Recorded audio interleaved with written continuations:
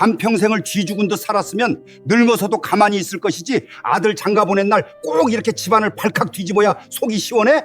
여보, 이제 아들 장가도 보냈으니 이제 갈라섭시다 말하면서 탁자 위로 서리를 던져놓는 소리가 조용한 집안에 울려 퍼졌습니다.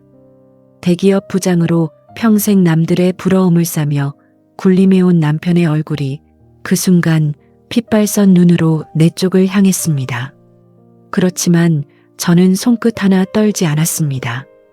그 두툼한 서류 더미 안에는 남편이 지난 세월 동안 한 번도 들킨 적 없다고 믿었던 모든 금융거래 내역과 변호사를 통해 작성해둔 이혼 청구 초안이 담겨 있었으니까요.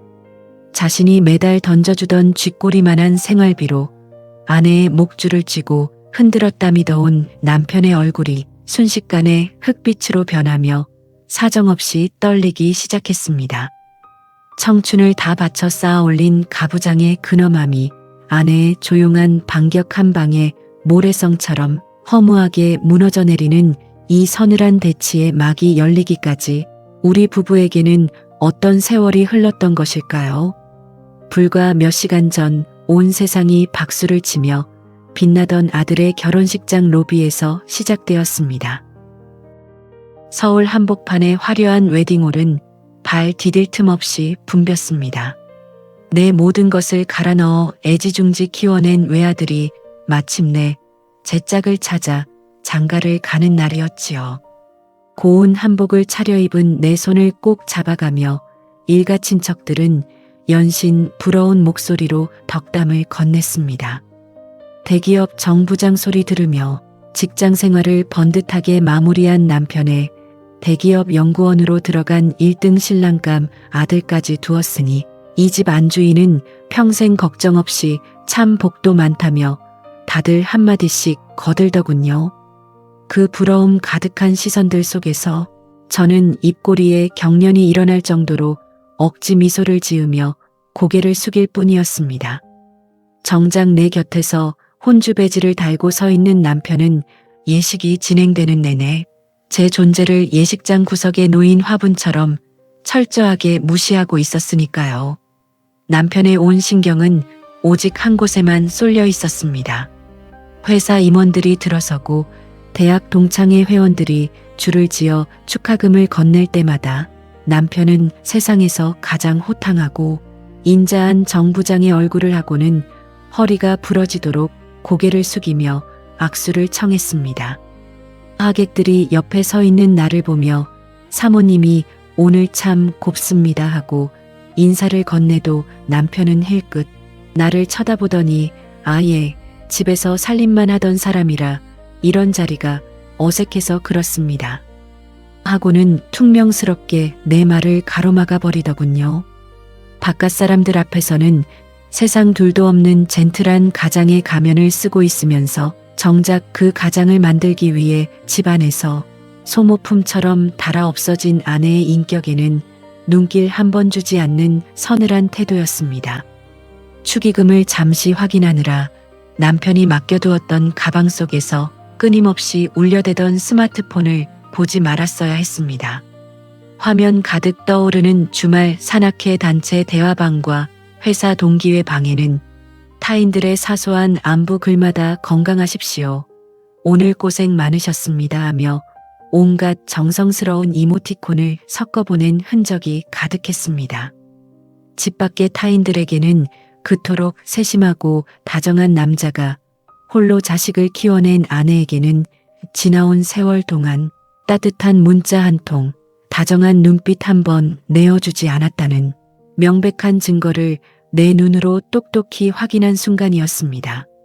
남편의 눈에 나는 그저 자신의 사회적 성공과 완벽한 가장이라는 가짜 껍데기를 받쳐주는 무급초소 근무자나 다름없었던 것이지요. 가방끈을 쥔 손에 힘을 주며 주차장으로 향하는 제 발걸음 뒤로 더 이상 이 비참한 신세를 군소리 없이 견디지 않겠다는 묵직한 결심이 차가운 예식장 바닥 위로 조용하게 내려앉기 시작했습니다. 결혼식이 모두 끝나고 하객들이 밀물처럼 빠져나간 예식장 로비는 언제 그랬냐는 듯 썰렁한 정적만 맴돌았습니다. 저는 온종일 높은 굽의 구두를 신고 손님들을 맞이하느라 발 뒤꿈치가 다 까지고 진물이 흘러나와 제대로 걸음조차 걷기 힘든 상태였습니다. 지친 몸을 이끌고 로비 구석 소파에 겨우 주저앉아 헤어지기 직전인 한복 치맛자락을 정리하고 있었지요. 저 멀리 정산실에서 축의금 봉투를 챙겨 들고 나오는 남편의 모습이 보였습니다. 남편은 가죽 가방 가득 봉투를 쑤셔 넣으면서도 소파에 지쳐 앉아 있는 아내에게 고생했다거나 발은 좀 괜찮냐는 한마디 안부조차 건네지 않더군요. 오히려 제 곁을 지나쳐가며 당신 짐 챙겨서 주차장으로 내려와. 나 바깥 모임 사람들하고 저녁 약속 있으니까 늦지 않게 서둘러 하고는 휙 돌아서서 걸어가 버렸습니다. 남편의 그 차가운 뒷모습을 바라보는데 머릿속이 하얘지면서 그동안 겪었던 수많은 소외감의 순간들이 한꺼번에 밀려왔습니다. 내가 왜 이 사람 옆에서 평생을 이렇게 살아야 했을까 하는 근본적인 회의감이 가슴을 짓눌렀습니다. 결혼 생활 내내 남편은 늘 밖에서만 최고의 호인이었고 집안에서는 그저 무뚝뚝하고 차가운 방관자일 뿐이었습니다. 아이를 키우며 아플 때도 친정 부모님이 돌아가셨을 때도 남편은 언제나 자신의 회사 일과 사회적 체면이 먼저였습니다. 가장 위로받고 싶었던 가족이라는 울타리 안에서 나는 언제나 철저하게 혼자였고 소외되어 있었습니다. 남편은 늘 입버릇처럼 집에서 살림이나 하는 여자가 뭐가 힘드냐며 나를 무능한 인간으로 몰아세웠습니다. 매달 가져다주는 생활비 영수증을 10원짜리 하나까지 검사하며 자존심을 긁어놓았고 자신이 밖에서 쓰는 술값과 모임 회비는 호쾌하게 긁어대면서도 아내가 옷 한 벌 사는 것에는 인색하기 짝이 없었습니다. 그런 지독한 통제 속에서 나는 점점 나 자신을 잃어버렸고 그저 남편의 뒤치다꺼리를 하는 무급 노동자로 길들여져 왔던 것입니다. 오늘 아들의 결혼식을 치르며 내 인생의 가장 큰 숙제를 끝냈다는 안도감과 동시에 더 이상은 이 숨막히는 무관심 속에서 썩어가지 않겠다는 강한 확신이 섰습니다. 주차장으로 내려가는 엘리베이터 거울 속에 비친 내 얼굴을 가만히 들여다보았습니다. 곱게 화장을 하고 화려한 한복을 입고 있지만 눈빛은 이미 오랜 슬픔으로 횡하니 비어 있더군요. 하지만 이제는 슬퍼하거나 주저앉지 않기로 했습니다. 남편이 밖에서 다정한 정부장으로 박수를 받는 동안 내가 이 집안에서 흘린 눈물과 인내의 시간들을 이제는 정당하게 보상받을 때가 되었습니다. 가방 속 서류들을 손끝으로 한 번 더 확인하며 저는 남편이 기다리는 차를 향해 천천히 발걸음을 옮겼습니다. 어두운 지하 주차장으로 내려가니 남편은 이미 운전석에 앉아 시동을 걸어놓은 채 가속 페달을 부르릉거리며 신경질적으로 나를 재촉하고 있더군요.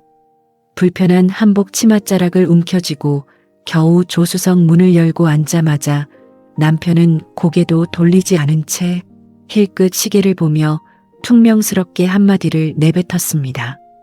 살림만 하던 여편네가 뭐가 그렇게 굼뜨고 느려 터졌어? 뒤풀이 모임 시간에 늦으면 당신이 책임질 거야?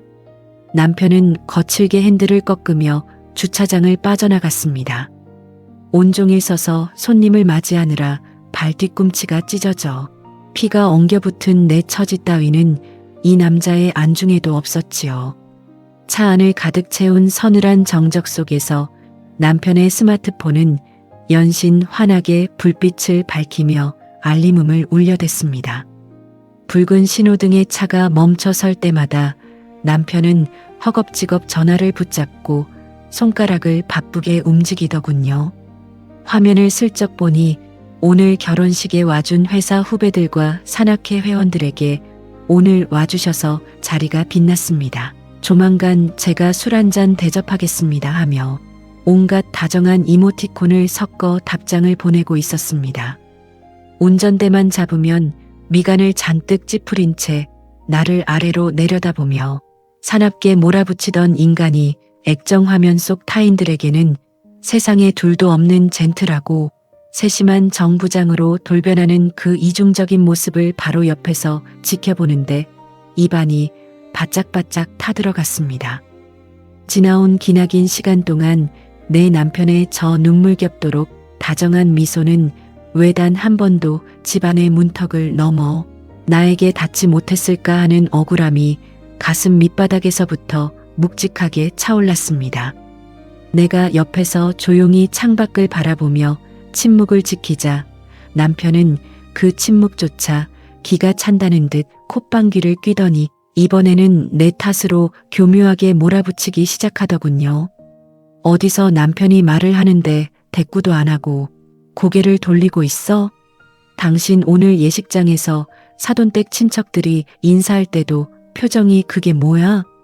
내가 밖에서 피똥 싸며 벌어온 돈으로 대기업 부장사모님 소리 들으며 편하게 살았으면 최소한 내 얼굴에 먹칠은 하지 말아야지. 살림이나 하면서 남편 덕에 호강하는 주제에 어디서 유세를 떨어? 남편의 목소리가 좁은 차 안을 사납게 핥히고 지나갔지만 신기하게도 제 가슴에는 이제 단 한 줄의 상처도 나지 않았습니다. 오히려 핸들을 쥔 남편의 덜덜 떨리는 손끝과 비겁하고 오만한 눈동자가 정면으로 들여다보이면서 머릿속이 아주 차갑고 명확해지기 시작했습니다. 남편은 강변북로로 차를 올려 속도를 높이더니 이번에는 아예 대놓고 스피커폰으로 바깥 지인과 통화를 하기 시작했습니다. 전화기 너머로 동창의 총무의 목소리가 흘러나오자 남편은 금세 목소리 톤을 바꾸어 호탕하고 인자하게 웃어대더군요. 아이고, 김 총무. 오늘 바쁜데 와줘서 정말 고마워. 다음 주 산악회 모임 때 내가 거창하게 한턱 낼 테니까 회원들 스케줄 다 비워두라고 해. 비용은 내가 전부 쏘는 거지. 전화기를 붙잡고 세상 누구보다 세심하게 굴던 남편의 목소리가 환청처럼 귀를 찔렀습니다. 집안에서는 자식이 학원 교재비 몇만 원을 달라고 할 때도 가계부를 들이밀며 영수증을 하나하나 검사하고 살림하는 여자가 돈 쓸 때가 어디 있냐며 나를 식충이 취급하던 남자였습니다.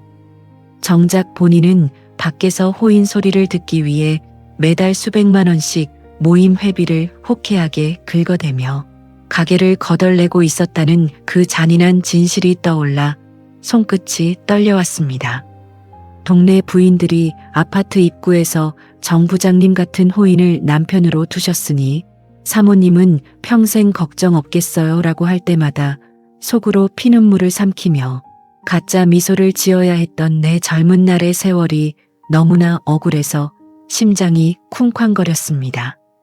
남편의 눈에 나는 그저 자신의 화려한 바깥 생활과 대외적인 체면을 완벽하게 뒷받침해주는 무급가사 노동자나 다름없었던 것입니다. 통화를 끝낸 남편은 아무 일도 없었다는 듯 전화기를 내려놓더니 다시 나를 향해 서늘한 눈빛을 쏘아보냈습니다. 명심해. 오늘 뒤풀이 끝나고 집에 들어가면 내일 아침에 먹을 북엇국 딱 끓여놓고 대기하고 있어. 나 오늘 술 많이 마실 테니까 깨우지 말고. 그리고 아들 녀석 혼수 들어올 때 당신 친정 쪽에서 보태준 거 별로 없으니까 시댁 식구들 앞에서는 입 다물고 가만히 있어. 남편은 여전히 아내라는 존재의 인격을 단 한 번도 존중해 준 적 없는 말투로 윽박질렀습니다. 과거 같았으면 그 폭언에 기가 죽어 눈물을 흘렸겠지만 저는 그저 들고 있던 가방끈을 더 단단하게 쥐었습니다. 가방 안에는 오늘 예식장에서 남편이 방심한 사이 완벽하게 복사해둔 금융 자산거래 내역과 변호사를 통해 작성한 재산분할 신청서가 묵직하게 들어 있었습니다. 남편이 나를 무시하고 방관하는 동안 내 힘으로 미래를 지키기 위해 소리 없이 모아온 기록들이었습니다. 어두운 도로를 달리는 차창 거울 위로 제 가라앉은 눈빛이 비쳤습니다. 오늘 밤 이 지옥 같은 차 안을 벗어나 집 안 한복판에 발을 들이는 순간 마침내 감춰두었던 진짜 진실을 꺼내어 이 남자의 가짜 가정을 보기 좋게 깨뜨려 주겠다고 저는 속으로 조용히 다짐했습니다. 밤이 깊어서야 겨우 끝난 뒤풀이 모임에서 남편은 잔뜩 술에 취해 부축하는 내 어깨를 거칠게 밀치며 아파트 현관문을 열고 들어섰습니다. 밖에서 지인들에게 온갖 칭찬을 한몸에 받으며 돈을 펑펑 쓰고 온 탓인지 남편의 목소리는 평소보다 훨씬 더 거만해져 있더군요. 현관불이 켜지자마자 남편은 신고 있던 구두를 아무렇게나 휙휙 벗어 던지더니 거실 한복판에 주저앉아 넥타이를 거칠게 풀어 헤쳤습니다. 당신 오늘 내 고등학교 동창들이 술잔 돌릴 때 옆에서 받아먹는 꼴이 그게 뭐야? 정 부장 와이프라는 여자가 그렇게 사교성이 없어서야 어디 사람 구실하겠어? 내가 밖에서 이렇게 번듯하게 대장 노릇하느라 얼마나 고생하는지 당신은 집구석에만 처박혀 있으니 눈에 보이지도 않지?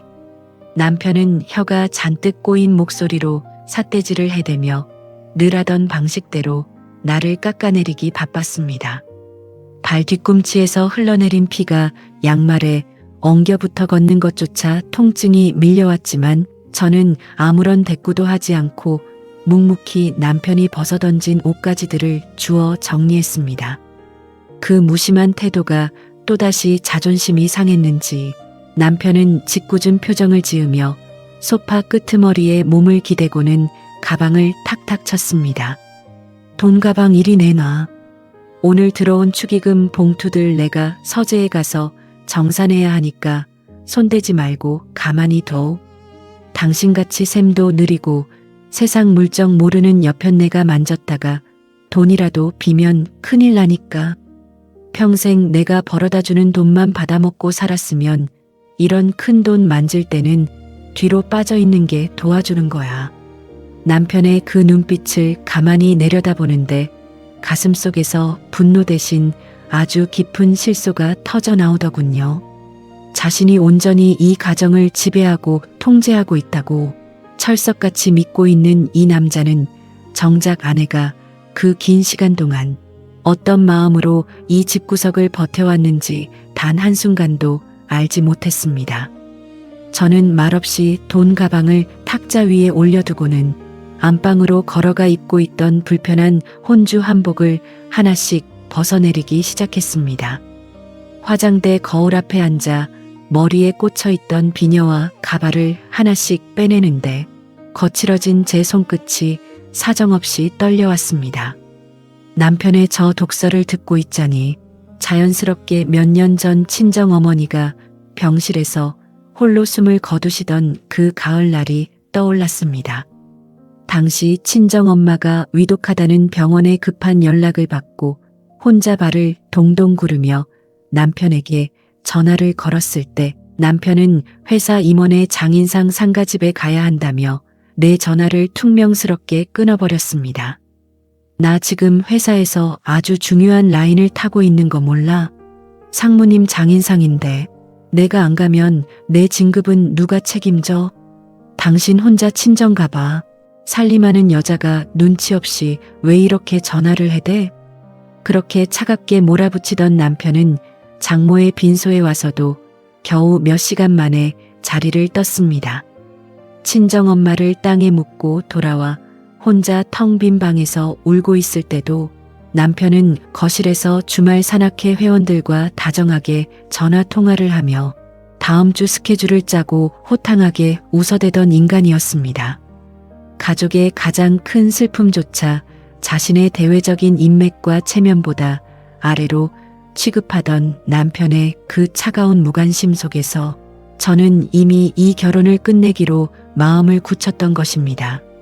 남편은 안방 문을 벌컥 열고 들어오더니 침대 위에 털썩 누우며 여전히 기고만장한 어조로 나를 향해 한마디를 더 던졌습니다. 내일 아침 일찍 깨워. 나 아침에 골프 모임 있으니까 해장국 끓여놓고 옷 다려놓고. 사돈댁에서 오늘 나보고 아주 호인이라고 칭찬이 자자하더라. 당신은 참 나 같은 남편 만나서 평생 편하게 사는 줄 알아라. 남편은 그 말을 끝으로 이내 코를 골며 깊은 잠에 빠져들었습니다. 술 냄새가 진동하는 안방 구석에서 저는 화장대 서랍 깊숙한 곳에 숨겨두었던 가방을 조용히 꺼냈습니다. 그 안에는 금융 증빙 자료들과 재산 분할 신청 서류가 들어 있었습니다. 침대 위에서 널브러져 자고 있는 남편의 얼굴을 가만히 응시했습니다. 이제는 이 서류들을 꺼내 밀어놓고 내일 아침 이 지옥 같은 무관심이 가득한 집을 완전히 정리해야겠다는 생각을 하며 저는 서류 가방을 품에 꼭 안았습니다. 새벽녘의 어스름한 불빛이 거실 창문 틈새로 조금씩 기어 들어올 때쯤 저는 이미 안방 화장대 앞에 정갈하게 앉아 옷매무새를 고쳐 입고 있었습니다. 침대 위에서는 남편이 여전히 어젯밤 마신 술 냄새를 풍기며 이불을 걷어찬 채 거칠게 코를 골며 널브러져 자고 있더군요. 평생 이 시간만 되면 저는 남편이 나갈 골프 모임 옷을 다려놓고 북엇국을 끓이느라 부엌에서 불을 켜고 분주하게 움직여야 했습니다. 행여나 국이 짜거나 밥이 질면 아침부터 집에서 살림하는 여자가 입맛을 못 맞추냐며 숟가락을 내던지고 신경질을 부리던 남자의 얼굴을 가만히 내려다보았습니다. 지나온 기나긴 인내의 시간 동안 저는 그 무뚝뚝한 질책이 무서워서가 아니라 자식 녀석이 아침부터 부모의 험악한 말다툼을 보며 상처받을까봐 그저 고개를 숙이고 죄송하다는 말을 입에 달고 살았던 것입니다. 하지만 이제는 그 귀한 자식도 번듯하게 제 짝을 찾아 집을 떠났고 이 넓은 아파트 안에 남은 것은 오직 남편의 거만한 독설과 나의 차가운 침묵뿐이었습니다. 오전 7시를 알리는 탁상시계의 알람 소리가 요란하게 울리자 남편은 인상을 잔뜩 찌푸린 채 부스스 눈을 떴습니다. 거실로 터덜터덜 걸어 나와 소파에 몸을 던진 남편이 부엌을 힐끗 보더니 평소처럼 퉁명스럽게 지시를 내리기 시작했습니다. 나 지금 머리 아파 죽겠으니까 얼른 해장국부터 한 그릇 떠와. 그리고 오늘 골프 모임에 입고 갈 하얀색 카라 티셔츠 똑바로 다려놨어? 시간 늦으면 안 되니까 빨리빨리 움직여. 남편은 여전히 아내를 재수하의 직원 대하듯 당연하다는 어조로 턱짓을 해대며 신문지를 거칠게 펼쳐들었습니다. 저는 남편의 그 명령을 듣고도 부엌으로 발걸음을 옮기는 대신 거실 탁자 앞으로 다가가 조용히 의자를 빼고 앉았습니다. 남편은 신문지 너머로 평소와 다른 내 행동을 슬쩍 보더니 불쾌하다는 듯 미간을 찌푸리며 신문을 탁자 위에 탁 내려놓더군요. 당신 지금 귀가 먹었어? 남편이 아침부터 속이 쓰리다고 해장국 달라고 하는데 왜 거기 그러고 앉아 있어? 살림만 하던 여자가 자식 장가 보내더니 아주 간이 부었군. 남편의 거친 핏대가 목덜미까지 붉게 올라왔지만 제 마음은 오히려 아주 차분하고 담담하게 내려앉았습니다. 저는 들고 있던 가죽 가방의 지퍼를 조용히 연 뒤 재산 분할 소송 초안 서류를 남편의 얼굴 앞으로 조용히 밀어놓았습니다. 남편은 탁자 위에 흩어지는 서류들을 보며 황당하다는 표정으로 콧방귀를 뀌더군요. 이게 다 뭐야? 아침부터 무슨 종이 쪼가리를 내밀고 난리야? 당신 진짜 유난 좀 그만 떨어. 내가 어젯밤에 술 취해서 한마디 했다고 지금 시위하는 거야? 남편은 억지 미소를 지으며 첫 장을 대충 넘기다가 서류 상단에 적힌 글자를 발견하고는 순간 손끝을 잘게 떨었습니다. 그 안에는 남편이 밖에서 호인 노릇을 하느라 아내 몰래 빼돌렸던 금융거래 내역과 친정엄마 상중에도 바깥 모임을 챙기며 아내를 방치했던 기록들이 아주 일목요연하게 적혀 있었습니다. 남편의 얼굴이 순식간에 흑빛으로 변하더니 이내 부끄러움과 당혹감을 감추기 위해 평소보다 훨씬 더 거친 고함을 지르며 날뛰기 시작하더군요. 이게 지금 제정신으로 할 짓이야? 당신 미쳤어? 평생 내가 대기업 부장으로 고생해서 벌어다 준 돈으로 편하게 먹고 살았으면서 어디서 이딴 서류를 들이밀어. 이 아파트도 내 명이고 이 집구석에 있는 모든 게 다 내 돈으로 산 거야. 집에서 살림이나 하던 여편네가 세상 물정을 몰라도 유분수지. 어디서 감히 대들어? 남편은 서류를 바닥으로 내팽개치며 소파에서 일어나 내 목덜미를 쥐어 흔들 기세로 삿대질을 해댔습니다.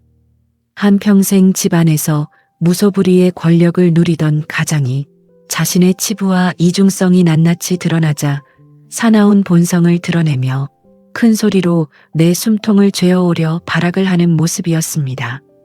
과거 같았으면 그 서늘한 기세에 눌려 가슴을 쥐어짜며 눈물을 흘렸겠지만 저는 눈을 깜빡이는 것조차 잊은 채 바닥에 떨어진 서류 조각들을 묵묵히 쳐다보았습니다. 그런데 그 순간 내 가슴 한켠에서 울컥 뜨거운 것이 차오르더군요. 분노도 아니고 슬픔도 아닌 지금껏 꾹꾹 눌러왔던 것들이 한꺼번에 터져오르는 그 감각이었습니다. 왜 나는 진작 이러지 못했을까? 왜 나는 저 고함 소리가 무서워서 이렇게 오래 기다려야 했을까? 눈물 한 방울이 뺨을 타고 흘러내렸습니다. 하지만 저는 그 눈물을 닦지 않았습니다.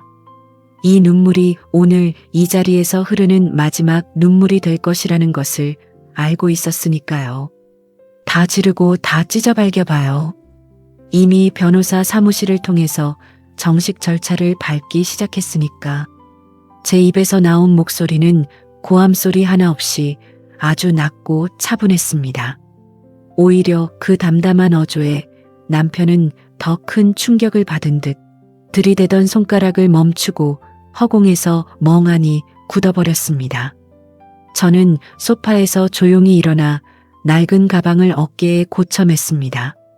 등 뒤에서 남편이 고함을 지르는 소리가 들려왔지만 저는 뒤도 돌아보지 않고 현관문으로 향했습니다.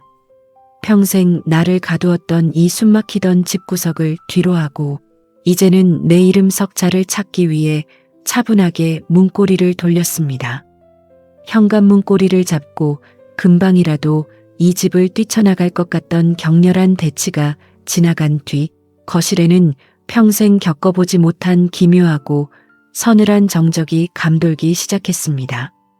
당장 가방을 메고 집을 나갈 기세였지만 현실적인 이혼 절차와 아파트 지분 분할이라는 문제는 서류 몇 장으로 하루아침에 뚝딱 해결되는 것이 아니었지요.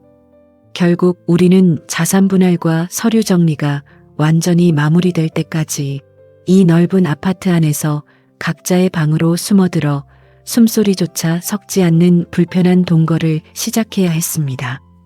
남편은 서재로 들어가 문을 걸어 잠갔고 저는 안방으로 들어와 침대 모서리에 가만히 걸터앉아 쿵쾅거리는 가슴을 진정시켰습니다. 한 집에서 벽 하나를 사이에 두고 남남이 되어 사는 일상은 생각했던 것보다 훨씬 더 숨이 막히고 낯선 풍경이었습니다. 평생 오전 11시가 되면 저는 남편의 점심때에 맞춰 쌀을 씻고 국을 데우느라 부엌에서 분주하게 움직여야 했습니다. 남편은 거실 소파의 대자로 누워 텔레비전 채널을 돌리다가 점심상이 조금이라도 늦어지면 집에서 노는 여자가 시간 개념이 없다며 혀를 차대던 인간이었습니다. 하지만 오늘 낮 저는 부엌 싱크대 앞으로 가는 대신 안방 문을 닫고 침대 위에 가만히 누워 시계 바늘이 돌아가는 소리만 들었습니다. 평생 내 손으로 차려주던 밥상이 당연한 권리인 줄 알았던 남편에게 이제 당신의 삼시세끼를 책임질 아내는 이 집에 존재하지 않는다는 사실을 행동으로 보여주는 첫 번째 순간이었습니다. 오후 1시가 넘어가자 서재문이 슬그머니 열리더니 남편이 거실로 걸어 나오는 무거운 발걸음 소리가 들렸습니다.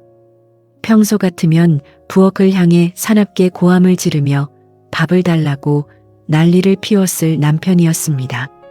하지만 거실 식탁 위가 텅 비어 있고 가스레인지 불이 꺼져 있는 모습을 보더니 남편은 헛기침을 몇 번 해대다가 냉장고 문을 소리나게 열어젖히더니 반찬통을 뒤적거리는 힘 빠진 모습이 방 안에서까지 고스란히 들렸습니다. 평생 자기가 벌어다주는 돈 뒤에 숨어서 아내의 노동력을 공기처럼 부려먹던 남자가 마침내 현관문 안쪽에서 자신이 얼마나 철저하게 고립된 존재인지를 온몸으로 절감하는 순간이었으니까요.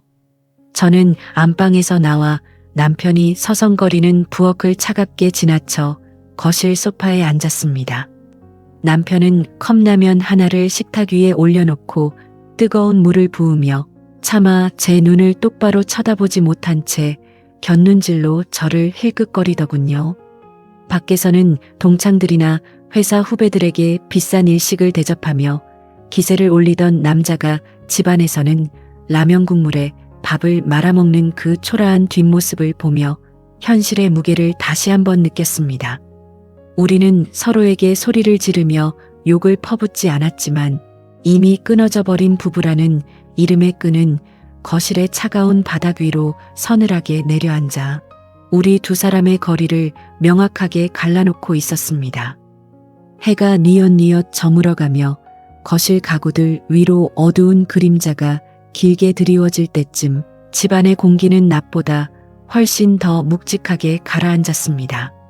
남편은 라면 그릇을 싱크대에 그대로 던져둔 채 다시 서재로 들어가 한참 동안 나오지 않더군요. 평생 남편이 먹고 남긴 그릇을 설거지하고 뒤치다꺼리를 하던 저였지만 오늘 밤에는 싱크대에 담긴 그릇을 쳐다보지도 않고 베란다 창밖의 아파트 단지 불빛들을 가만히 내다보았습니다. 단지 안의 수많은 불빛 속에서 다들 다정하게 저녁을 먹고 이야기를 나누고 있을 텐데 청춘을 다 바쳐온 이 집구석은 왜 이토록 차갑고 서늘한 공간이 되었을까 하는 생각이 들자 눈시울이 조금 시려왔습니다. 지나온 기나긴 시간 동안 남편은 늘 퇴근하고 들어오면 거실에 신문지를 가린 막처럼 펼쳐들고 저와의 대화를 차단했습니다. 오늘 회사에서 무슨 일이 있었는지, 자식 학원비가 얼마나 들었는지 이야기를 꺼내려고 하면 밖에서 머리 복잡해 죽겠는데 집구석에서까지 잔소리를 들어야 하냐며 방문을 닫고 들어가 버리던 남자였습니다. 집안에서 아내라는 존재는 그저 자기 옷을 세탁하고 밥을 차려놓은 채 대기하는 존재나 다름없었던 것이지요. 그런 지독한 무관심과 소외감 속에서 홀로 베란다 창문을 닦으며 눈물을 삼키던 내 젊은 날의 서러운 순간들이 주마등처럼 스쳐 지나갔습니다. 밤 9시가 지나자 서재 문이 열리더니 남편이 정장을 챙겨 입고 거실로 걸어 나왔습니다. 밖에서 전화벨이 울리자 남편은 금세 목소리 톤을 바꾸어 박 사장, 나 지금 나갈 테니까 자리 잡아둬 하며 호탕하게 웃어대더군요. 집안의 숨막히는 정적을 견디지 못하고 결국 평생 해오던 방식대로 바깥 술자리로 도망을 치려는 속셈이었습니다. 남편은 현관문 앞에서 구두를 신으며 슬그머니 고개를 돌려 소파에 앉아있는 저를 향해 툭 한마디를 던졌습니다.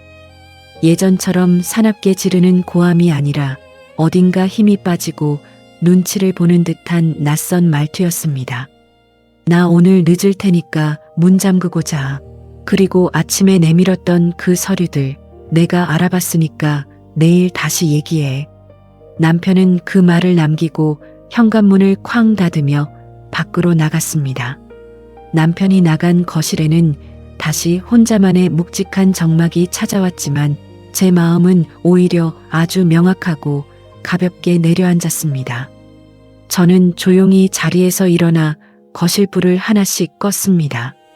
불 꺼진 거실 한복판에서 내일 아침 남편이 어떤 변명을 들고 오든 이제는 미련 없이 이 결혼에 마침표를 찍어야겠다는 생각을 하며 저는 가방 속에 넣어둔 서류들을 다시 한번 단단하게 확인했습니다.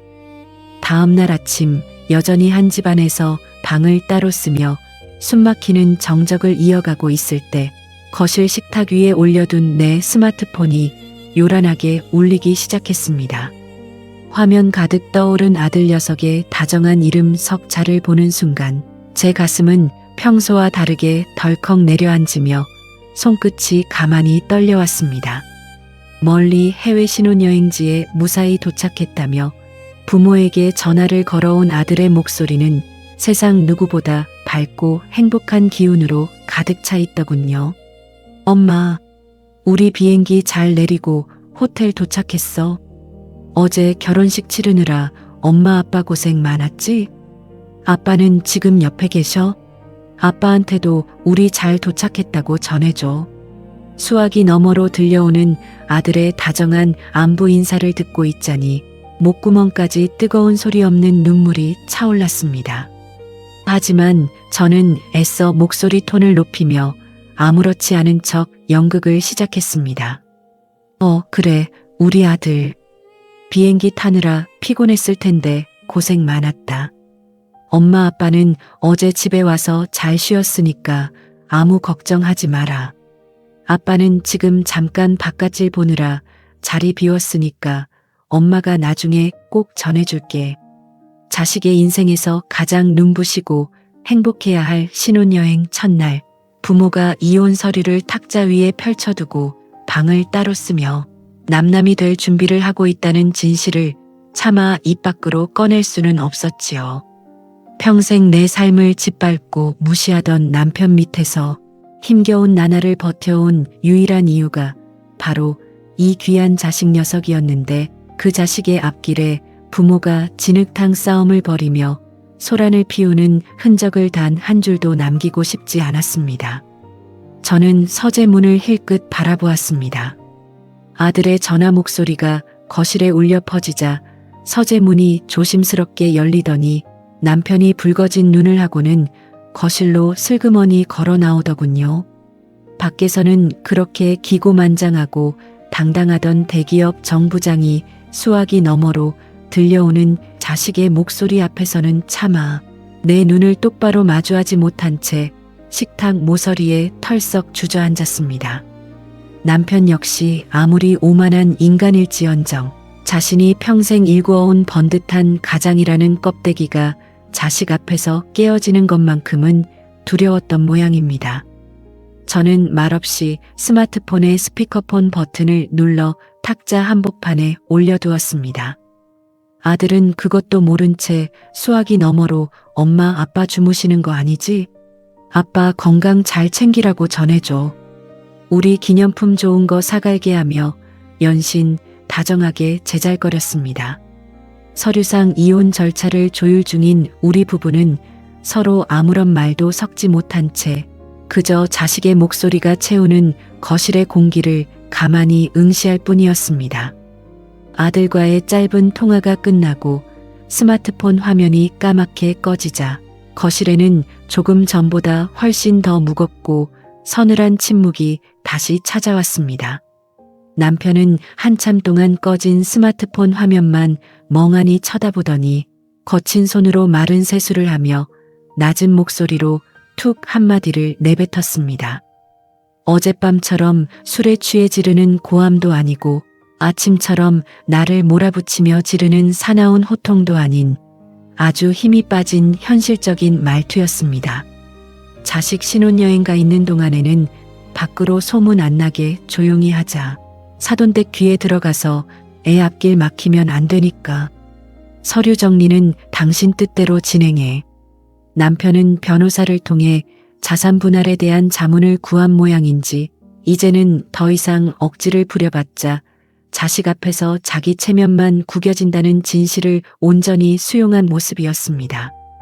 평생 가게에 돈줄을 쥐고 아내를 통제하며 무시하던 남자가 자식의 행복과 자신의 대외적인 명예라는 현실적인 장벽 앞에서는 결국 제 손으로 그 통제권을 내려놓는 결단을 내린 것이지요.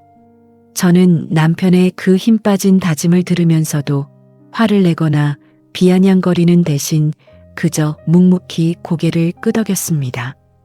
우리는 서로를 저주하며 악을 쓰는 것이 아니라 각자가 짊어진 가짜 왕관과 무거운 소모품 신세를 내려놓고 비로소 진짜 내 인생의 평온을 찾기 위해 현실적인 정리를 해나가는 중이었습니다. 남편은 서재로 다시 들어가 아파트 지분을 절반으로 정확히 분할하겠다는 재산분할 합의서 초안을 들고 나와 탁자 위에 정갈하게 내려놓았습니다. 그 서류 위에 남편의 인감도장이 꾹 찍히는 소리가 거실의 정적을 정중하게 깨뜨렸습니다. 극단적인 고함이나 법정의 소란 없이도 남편의 이 담담한 인정이 제게는 그 어떤 거친 복수극보다 더 묵직하고 담백하게 가슴을 쳤습니다. 긴 세월 동안 여자로서 대접받지 못하고 존중받지 못했던 가슴속 응어리들이 남편의 이 도장 찍힌 서류 위로 서서히 정리가 되는 것 같았습니다. 저는 안방으로 걸어가 평생 이 집 구석에서 내 몸처럼 쓰던 낡은 가방을 꺼내어 내 이름 석자가 적힌 통장들과 최소한의 옷가지를 조용히 챙겨 넣었습니다. 거실 창문을 활짝 열자 어제 예식장에 그탁했던 공기 대신 정갈한 아침 공기가 훅 들어오더군요. 가방을 챙겨드는 제 얼굴 위로 아주 담백하고 자유로운 차분한 미소가 가만히 피어올랐습니다. 남편은 거실 구석에 서서 차마 내 뒷모습을 보지 못한 채 고개를 돌렸고 저는 그 무거운 현관문 꼬리를 돌려 마침내 내 진짜 인생을 향해 뒤도 돌아보지 않고 담담하게 걸어 나왔습니다. 가방 하나만 덜렁 메고 아파트 현관문을 닫고 나왔을 때 세상이 금방이라도 뒤집어질 줄 알았지만 아파트 단지 앞 대로변은 평소와 다름없이 차들이 쌩쌩 달리고 있더군요. 당장 갈 곳이 없다는 현실적인 문제가 머릿속을 스치자 가슴 한구석이 묵직해지면서 발걸음이 쉽게 떨어지지 않았습니다.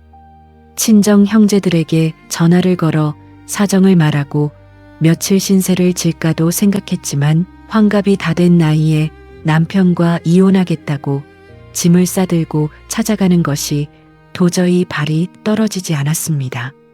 결국 제가 발걸음을 옮긴 곳은 아파트 단지에서 서너 정거장 떨어진 번화가 골목구석에 있는 오래된 모텔 건물이었습니다. 평생 대기업 부장사모님 소리를 들으며 번듯한 대형 평수 아파트 거실만 보고 살다가 퀴퀴한 담배 냄새가 배어있는 좁은 모텔방 침대에 가방을 내려놓자니 형언할 수 없는 씁쓸함이 한꺼번에 밀려왔습니다. 화장실 거울 앞에 서서 수돗물을 틀어 얼굴을 씻는데 문득 내 청춘을 다 바쳐온 그 집에서 정작 내 이름으로 된 재산이 단 한 평도 없었다는 서글픈 진실이 뼈저리게 다가왔습니다.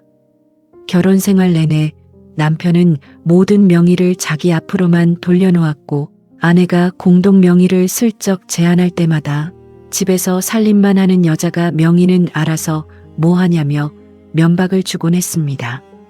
남편은 늘 돈줄을 쥔 채 아내를 언제든 내쫓을 수 있는 무급가사 도우미처럼 취급했던 것이지요. 그 지독한 통제 속에서 내 이름 석자로 된 통장 하나, 내 명의로 된 집 한 칸 없이 나이만 먹어버린 내 처지가 너무나 처량해서 낡은 수건에 얼굴을 묻고 한참 동안 숨죽여 눈물을 삼켜야 했습니다. 좁은 방 안에서 혼자 편의점 도시락을 까먹고 있는데 다시 한번 스마트폰 화면에 아들의 이름이 번쩍였습니다. 신혼여행지에서 며느리와 활짝 웃으며 찍은 사진 여러 장과 함께 엄마 아빠랑 맛있는 거 사 먹고 있어? 라는 문자가 와 있더군요. 그 사진을 가만히 들여다보는데 지금 엄마가 모텔방에 혼자 앉아 차가운 도시락을 먹고 있다는 사실을 말할 수 없는 서글픔에 목이 메어왔습니다. 자식의 행복한 시작을 망치지 않기 위해 나는 또다시 엄마 아빠 잘 있으니 너희나 재미있게 놀다 와라 하고 거짓 문자를 찍어 보내야 했습니다. 엄마라는 존재는 자식이 장가를 가고 어른이 되어서도 자신의 가장 비참한 현실을 감추고 오직 자식의 평온만을 위해 평생 연극을 해야 하는 서글픈 숙명을 지니고 있었던 것입니다. 모텔방의 딱딱한 침대에 누워 천장을 바라보며 밤을 지새우는데 어두운 방 안으로 가끔씩 지나가는 자동차의 전조등 불빛이 길게 비쳤다 사라지곤 했습니다. 그 불빛을 보니 문득 한 가지 생각이 머릿속을 스치고 지나갔습니다. 이 외로움이 낯선 것이 아니라는 깨달음이었습니다. 이미 결혼 생활 내내 저는 이 모텔 방보다 훨씬 더 넓고 화려한 아파트 거실에서 옆에 남편이 있으면서도 이것보다 더한 외로움을 견뎌왔다는 것을 알았습니다. 적어도 오늘 밤 이 좁은 방 안에서는 누군가의 눈치를 보거나 뒤치다꺼리를 해야 할 사람이 없었습니다. 그 단순한 사실 하나가 가슴속 어딘가를 뜨겁게 건드렸습니다. 남편은 늘 입버릇처럼 너는 나 아니었으면 길거리에서 굶어 죽었다며 나를 무능한 인간으로 무시해왔습니다. 내가 집안에서 매일같이 쓸고 닦고 밥을 차리며 남편이 바깥일에 지장을 받지 않게 뒷바라지한 노고는 단 1원어치의 가치도 인정받지 못했던 것입니다. 하지만 오늘 낮에 확인했던 금융자산 서류는 법이 아내의 그 기나긴 노동가치와 기여도를 정확하게 인정하고 있음을 명백히 보여주고 있었습니다. 내가 세상 물정 모르는 바보인 줄 알고 마음대로 휘둘렀던 남편은 이제 차가운 현실 앞에서 자신이 저지른 무관심의 대가를 고스란히 치러야 할 것입니다. 다음 날 아침이 밝아오자 저는 낡은 가방에 지퍼를 굳게 닫고 모텔방을 나섰습니다. 골목길을 걸어 나오며 변호사 사무실에 연락을 확인하니 재산분할 합의서 최종 초안이 남편에게 내용 증명으로 전달되었다는 문자가 도착해 있더군요. 이제 오늘 낮이면 남편과 만나 진짜 남남이 되기 위한 서류 절차의 최종 도장을 찍게 될 것입니다. 비록 지금은 내 이름으로 된 집 한 칸 없이 좁은 골목길을 외롭게 걷고 있지만 내 청춘을 짓밟았던 그 숨막히는 아파트는 더 이상 안중에도 없었습니다. 저는 가방을 고쳐 메고 지하철역을 향해 담담하게 걸어갔습니다. 지하철역 개찰구를 지나 약속 장소인 조용한 찻집으로 걸어가면서도 제 마음은 오히려 어젯밤 모텔방에 있을 때보다 훨씬 더 차분하게 가라앉아 있었습니다. 약속 시각보다 조금 일찍 도착해 창가 자리에 앉아 있으니 저 멀리서 평생 대기업 부장으로 기고만장하게 군림하던 남편이 힘없는 발걸음으로 문을 열고 들어오더군요. 밖에서 지인들에게 온갖 칭찬을 한 몸에 받으며 호인 행세를 하던 그 당당함은 어디로 갔는지 제 앞에 걸어와 의자를 빼고 앉는 남편은 하루 사이에 폭삭 늙어버린 노인의 얼굴을 하고 있었습니다. 남편은 차마 내 눈을 똑바로 쳐다보지 못한 채 찻잔만 거친 손으로 만지작거리며 한참 동안 무거운 정적을 깨지 못했습니다. 어제 변호사 사무실을 통해 전달된 최종 서류들을 확인하고 밤새 혼자 빈 집구석에서 많은 생각을 한 모양인지 남편의 목소리는 평소처럼 사납게 지르는 고함이 아니라 아주 나직하고 힘이 빠져 있었습니다. 신혼여행 간 아들 녀석한테는 아직 연락 안 했어. 사돈댁 귀에 들어가서 애 앞길 막히면 안 되니까 우리끼리 조용히 마무리 짓는 게 맞겠지. 당신이 요구한 아파트 지분 절반하고 가게 자산 분할 내역 전부 확인했고 여기 인감도장 찍어서 합의서 작성해 왔으니까 가져가. 남편은 가방에서 정갈하게 도장이 찍힌 재산분할 합의서 서류를 꺼내어 탁자 위로 조용히 밀어놓았습니다. 평생 돈줄을 쥐고 아내를 통제하며 집에서 살림이나 하는 여자가 뭐가 힘드냐고 무시하던 남자가 마침내 법적인 기여도와 자식의 앞길이라는 현실적인 장벽 앞에서 제 손으로 그 권력을 내려놓는 순간이었습니다. 저는 말없이 서류를 받아 가방 속에 집어넣었습니다. 우리는 서로에게 소리를 지르며 과거의 잘못을 따져 묻지 않았지만 이미 끊어져 버린 부부라는 이름의 끈은 찻집의 공기 속에서 아주 명확하게 정리가 되어가고 있었습니다.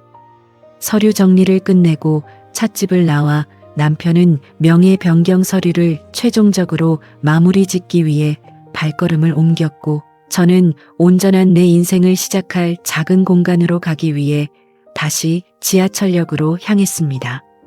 승강장 의자에 앉아 열차를 기다리는데 문득 평생 남편의 뒤를 2, 3보 떨어져서 죄인처럼 걷던 과거의 제 모습이 떠오르더군요. 늘 남편의 대외적인 체면과 명예를 받쳐주는 소모품처럼 살면서 정작 내 안의 외로움은 단 한순간도 위로받지 못했던 그 고생스럽던 시간들이 이제야 비로소 끝이 났다는 실감이 묵직하게 가슴을 쳤습니다. 평생을 눈치 보며 살았던 그 널찍한 아파트 거실보다 차라리 어젯밤 혼자 지새웠던 좁은 모텔방의 공기가 내게는 훨씬 더 자유롭고 숨통이 트이는 공간이었던 셈입니다. 승강장 스크린도어 너머로 열차가 들어오는 소리가 들릴 때쯤 스마트폰 화면에 다시 한번 아들의 이름이 선명하게 번쩍였습니다. 신혼여행지에서 며느리와 활짝 웃으며 찍은 사진 여러 장과 함께 우리 기념품 좋은 거 사서 내일 한국 들어갈게라는 다정한 문자가 도착해 있더군요. 그 문자를 가만히 들여다보는데 신기하게도 어젯밤 모텔방에서 느꼈던 슬픔이나 목매임은 더 이상 찾아볼 수 없었습니다. 자식이 번듯하게 제 가정을 이루고 독립을 했듯 이제는 엄마인 나 역시 내 인생을 찾기 위해 이 묵직한 결단을 내린 것이니 결코 자식 앞에서 죄인처럼 고개를 숙이거나 서글퍼할 이유가 전혀 없다는 확신이 들었습니다. 저는 자식의 다정한 문자 메시지 아래로 아주 차분하고 덤덤하게 답장을 적어 내려갔습니다. 엄마 아빠 다 잘 정리하고 있으니 너희는 아무 걱정 말고 조심히 넘어오너라 하고 짧은 글을 보낸 뒤 가방 속 지퍼를 열어 남편이 건네준 합의서를 다시 한번 가만히 만져보았습니다.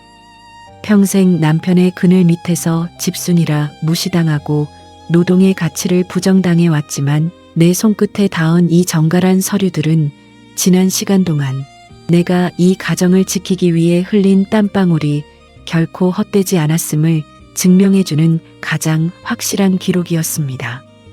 극단적인 고함이나 추한 몸싸움 없이도 이 묵직한 서류 한 장이 내게는 그 어떤 거친 반격보다 훨씬 더 담백하고 큰 울림으로 다가왔습니다.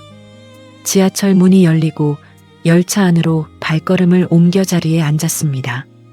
창문에 비친 제 얼굴을 가만히 들여다보니 어제 예식장에서 억지 미소를 지을 때의 그 그늘진 안색은 온데간데 없고 오롯이 내 삶의 주인으로 서 있는 중년 여성의 차분하고 편안한 눈빛이 남아있더군요. 저는 열차가 달리는 선로의 규칙적인 소리를 가만히 들었습니다. 오늘 저녁 내 손으로 처음 계약한 작은 전세방에 도착하면 제일 먼저 창문을 활짝 열어젖힐 것입니다. 오래된 아파트 냄새가 아닌 비로소 내 것이 된 공간의 공기를 잇는 힘껏 들이마실 것입니다. 그것이 제 이름으로 시작하는 새 인생의 첫 번째 숨결이 될 것입니다. 내 힘으로 과거의 무관심을 끊어내고 걸어나왔다는 안도감이 온몸으로 담백하게 퍼져나갔습니다. 저는 대단원의 막을 내린 내 과거의 세월을 미련 없이 뒤로하고 눈부신 햇살이 비추는 다음 역을 향해 덤덤하게 걸어나갔습니다.